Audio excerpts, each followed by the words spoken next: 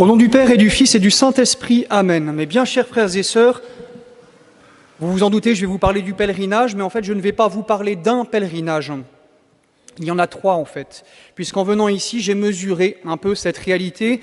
Vous qui venez de cette région, vous pèlerinez 3 fois. D'abord jusqu'à Paris, ensuite de Paris à Chartres, puis pèlerinage retour jusqu'à Toulon. Au-delà de la performance logistique, au-delà de l'effort consenti, la somme de préparatifs, puis de kilomètres, il y en a un petit peu plus que pour le pèlerinage paroissial, j'ai cru comprendre. Au-delà du confort sacrifié, il faut peut-être se rappeler surtout le sens d'un pèlerinage, pour le vivre à bonne hauteur, à bonne profondeur. Pourquoi nous faisons un pèlerinage ? Ou plutôt, pour qui ? Et c'est une bonne question à un bon moment, puisque nous sommes au seuil du mois de mai. Eh bien, vous le savez, nous marchons pour Marie. Nous marchons pour elle et sous son regard, parce que ce pèlerinage est né sous le regard de Marie, de Notre-Dame de la Sainte Espérance. Il a grandi sous son manteau, sous sa protection. Et tout particulièrement, cette année, Marie est à l'honneur, elle est première dame de notre pèlerinage. D'abord, c'est le centenaire de ses apparitions à Fatima. Je salue d'ailleurs l'apostolat que réalisent les abbés de cette paroisse pour porter à nouveau le message de Notre-Dame de Fatima et pour le faire vivre, pour vous aider à y répondre, notamment par la dévotion au cœur immaculé de Marie de manière concrète. C'est aussi le thème 2017 de notre pèlerinage, Sainte Marie, Mère de Dieu. Ces mots tant et tant répétés dans la salutation angélique au fil du chapelet, est-ce que nous en goûtons pleinement la profondeur, la beauté ?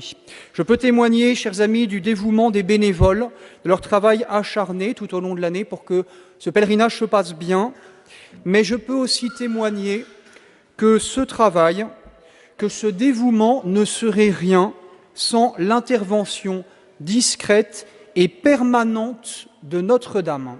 Comme à Cana, elle vient pourvoir non plus à un manque de vin, mais aux impondérables, aux nécessités spirituelles ou matérielles du pèlerinage quand nous touchons nos propres limites.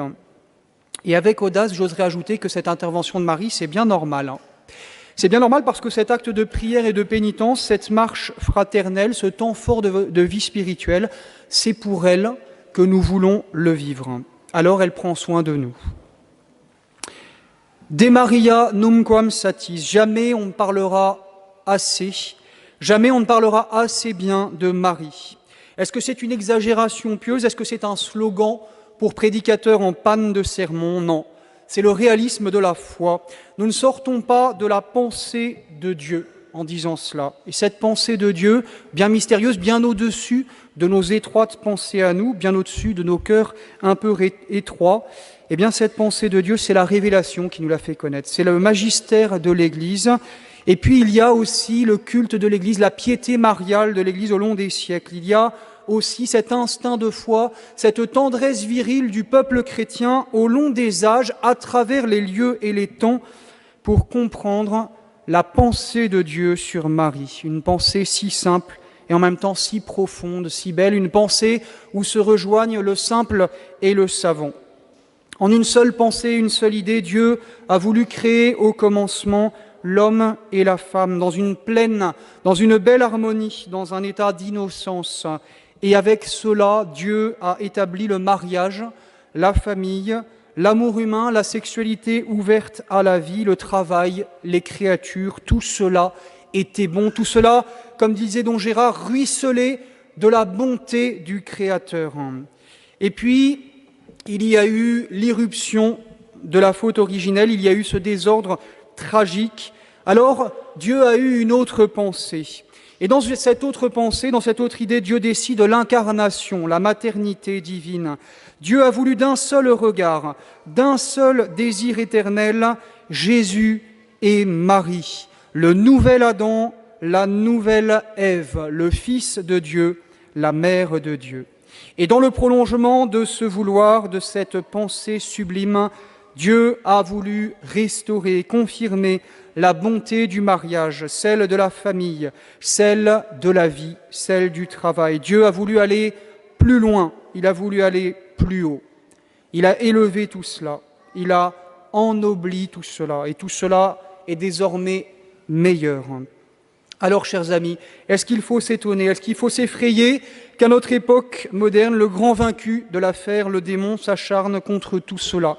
Faut-il s'étonner de voir l'islam se dresser contre l'incarnation du Christ? Faut-il s'étonner d'entendre les outrages envers le cœur immaculé de Marie se dresser contre sa maternité divine? Faut-il s'étonner des structures de péché, de la culture de mort qui se dressent contre le mariage, la famille et la vie? Faut-il s'étonner même, si difficile que ce soit à vue humaine, de la tentation de compromission jusque chez les membres de l'Église?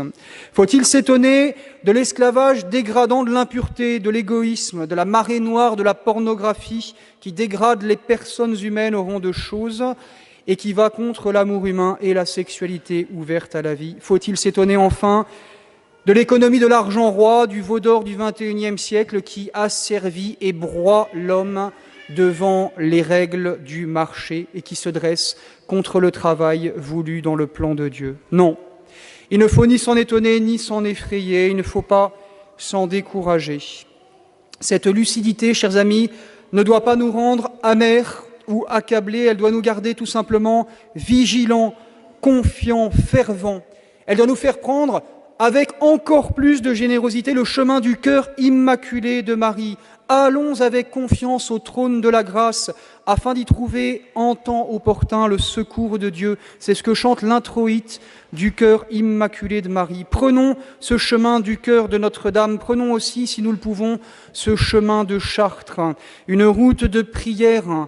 Combien de milliers d'avés plus féconds que les blés de la plaine où nous marchons et qui seront cette année encore semés.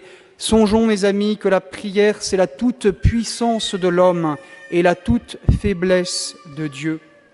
Une route de pénitence aussi parce que si notre prière demande à Dieu, notre sacrifice obtient. La Sainte Vierge est venue rappeler cette grande loi de la vie spirituelle. Il y a beaucoup d'âmes qui se perdent parce qu'il n'y a personne qui prie et qui fasse pénitence pour elles.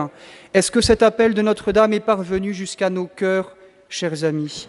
Ô mon Jésus, c'est par amour pour vous, pour la conversion des pécheurs, en réparation des outrages envers le cœur immaculé de Marie. Est-ce que cette prière est passée par nos esprits, par nos lèvres et par nos cœurs, particulièrement en ce centenaire de Fatima?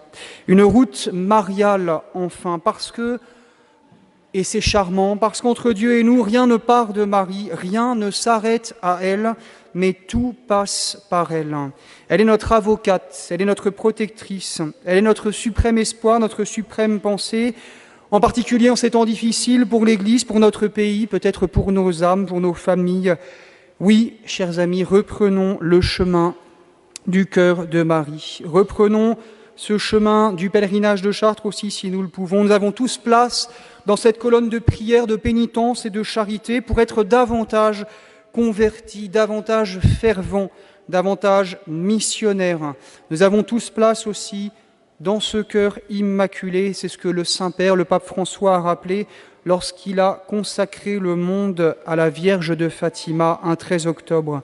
Nous sommes certains, disait-il, que chacun de nous est précieux à vos yeux, que rien de ce qui habite nos cœurs ne vous est étranger.